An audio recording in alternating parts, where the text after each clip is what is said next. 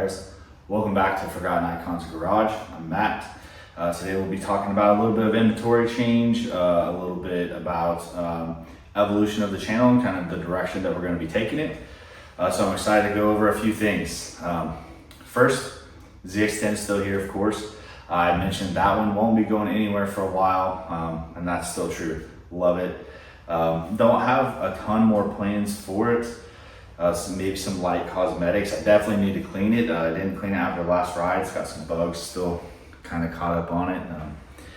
Not too great on my behalf. I'm not knocking that out yet, but that's how it goes.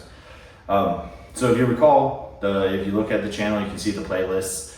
I had a ZX7 as a 99 and I had a ZX9 as a 94. So I had the Gen 1 and the last gen essentially of the ZX7, or Gen 1 ZX9.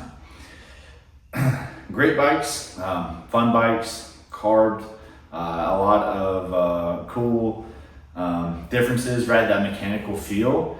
And when I started the channel, what I was kind of thinking is I was going to try to go in this kind of like chronological evolution, and capture bikes like that. And I realized from a business standpoint that was just going to be crazy hard. I tried to look at the next bikes in that evolution, looking at like an EFI 750, like an S-Rad from Suzuki, or even a K1 or K2 Gixxer 1000. And it's just really hard to find the type of bike that I need for this channel to kind of showcase good, clean models that aren't overly modified. A lot of those bikes are stretched and have 40, 50,000 miles, which isn't a bad thing, right? Buy them, love them. It's just that I have to kind of be cautious about the sunk cost in these bikes, right? So the ones that kind of stay longer will get a little bit more love, and then the ones that will be here shortly and just kind of move on, that it won't be as much going into them. So the ZX7, I rehomed like a pet to an awesome dude. He drove a couple hours to come pick it up and he rode it home. So that was pretty cool. He was really stoked to get it, and I just put some money into it, getting the carbs redone and those kind of things, just making it kind of good to go.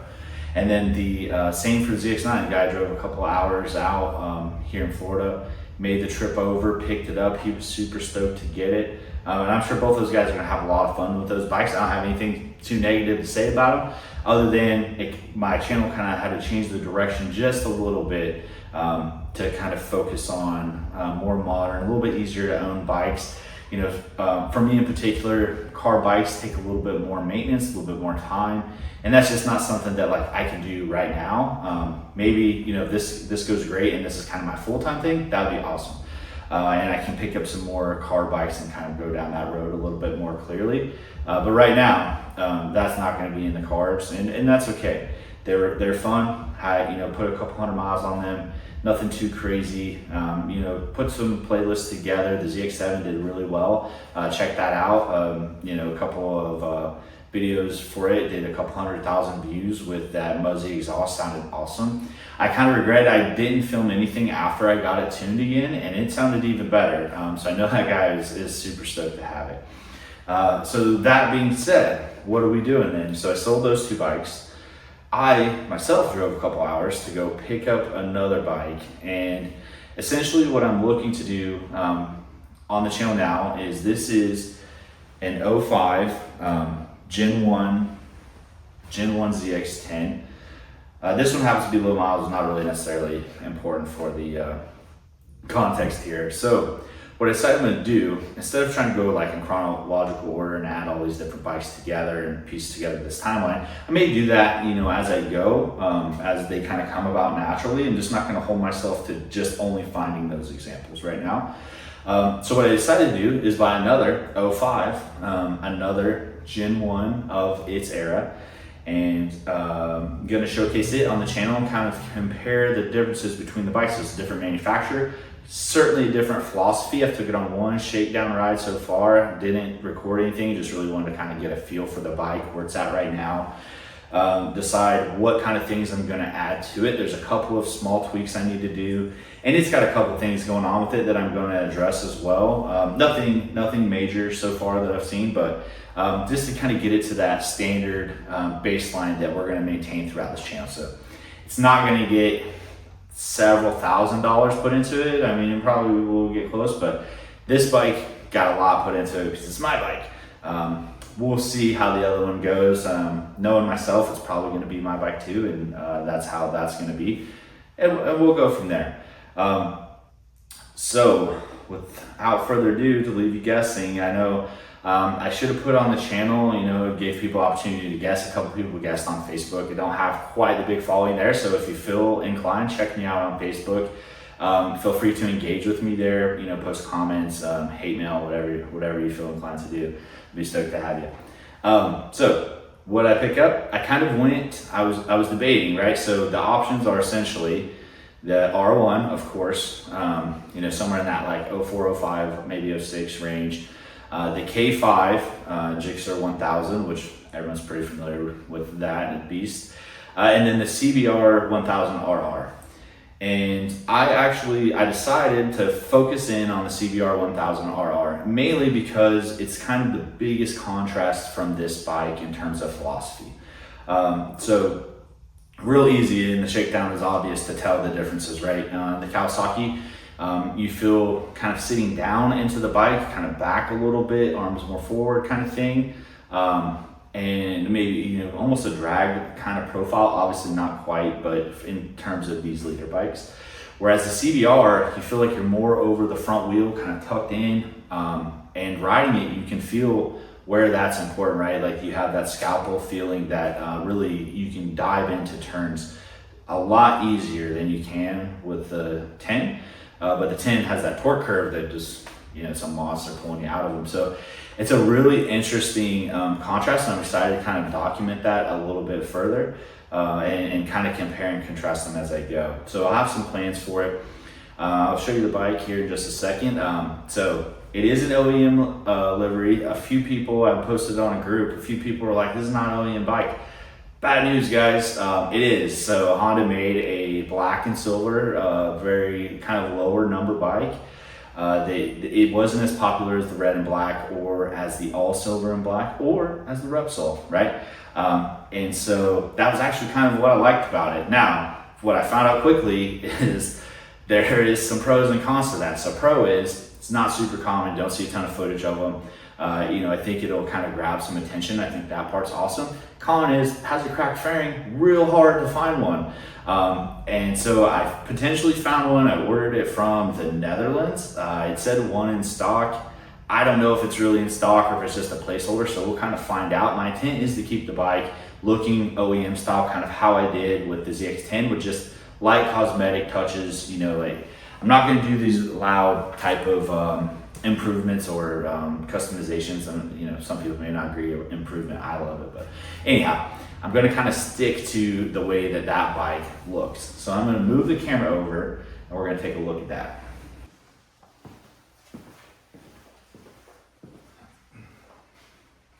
All right, guys, so here she is.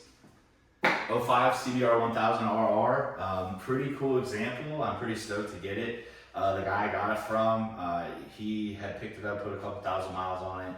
I don't think he did a lot too much to it. He kind of did a little bit of customization, I think. But all in all, pretty solid example. It's got some kind of cheaper levers. We'll go ahead and replace those. I got, the Vortex scene example I have on my ZX10. I got those on the way. I just really like how they feel and how they grab. This has a RS5 Yoshimura pipe on it. I think it's the slip-on. I took a look in there. Didn't pop any fairings off or anything yet. I literally just got this a couple days ago. Just did the registration today. Threw the plate on there, so it's good to go. But yeah, so this is a pretty nice example. It's got a couple other things like some kind of carbon fiber stuff going on the fuel cap. I'm probably going to swap it for a quick detach just because I don't like using the key. And this is my first Honda, so that's the other kind of interesting thing. A couple other things it's got. So he did remove the mirrors. He gave me the factory mirrors to go ahead and put back on there. I will definitely do that. I don't like not having mirrors. I know it kind of gives it a cleaner profile, but for me, I like being able to see behind me. I get super paranoid at stoplights. I just don't want to get smashed. It's something that it's kind of like irks me actually. He's got a blacked out windscreen already on here. I think I'll leave it. I kind of like this look. And I'm gonna just kind of keep the controls. So I'll replace the grips, replace the bar ends, levers, and that's maybe it for right now. We'll decide after I ride it for a little bit. I'm gonna throw the, I think I'm gonna throw the Power Commander fuel controller on here for the map with the RS5 because it doesn't have it on here right now. It's not tuned, so try to kind of clean that up a little bit. It's got a little bit of, you know, kind of that on-off, roll-on kind of jerkiness to it. So nothing bad, but it's not as smooth as I want it to be, and I'll have it be. So part of the fun. And I ordered another a rear cowl. He had one. He had a cheap version. I also just ordered a cheap version. His had fallen or something at some point, so it's a little banged up, and so I'll replace that guy. And then this, so on the other side, the mid fairing here, right, where all the detail is at. This side, it is cracked. Not awesome. It's actually broken all the way through. So that's what I had to order replaced. I talked to a couple companies about potentially trying to make one. And it's kind of even hard to really explain that it's such a limited thing, that it's not the other silver and black. And they're, even though I send pictures, they're like, "Are you sure?" I'm pretty sure, man. I'm looking at it. That kind of thing. So is what it is, but we'll kind of decide how far we're going to take this one. So probably put the Power Commander on here, like I said, upload the RS5 slip-on map, and then I'll ride it and see how it is.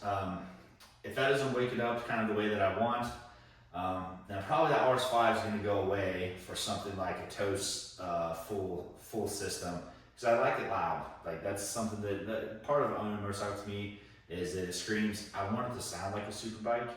This doesn't sound bad. Like it actually sounds good. It has a real clean tone to it, right? Like there's nothing that's like terrible about it. It's just not loud. I have a race fit on my ZX10, for example, very loud. So that's me. That's kind of the person that I am. Like it or don't, I don't care. And then when I do that, obviously I'll get it dyno tuned, probably do DNA filter, chain sprocket, the whole thing, right? And we'll see what it does. So the moniker for the CBR is always known as the slow leader bike, right? The slow 1000, which I rode it already. I can tell you it's not slow, and it's certainly not slow in the turns. It's pretty awesome. And so I think that's a bit of a misnomer. Obviously, maybe the power is a little bit lower. I'm not even too sure on that. I've seen some conflicting kind of numbers across the board on it, really. If it's somewhere in that 140 range, like that's what this was at the wheel, so I don't really know. I guess torque probably is a little bit different. That's a monster, and the torque, I even lowered it and still wants to come up. But anyhow, let's fire this up. Let's get a good listen to it. This example is a little bit higher miles than I would have preferred, 23,000, but it's in pretty good condition for 23,000, other than a couple scrapes. And here in Tampa, you lower the miles, and really just any leader bike actually, you're paying a Tampa tax and trying to find a bike. And so I was able to kind of get this at a pretty good price for what it is, and so I'm happy with it. Let's check it out.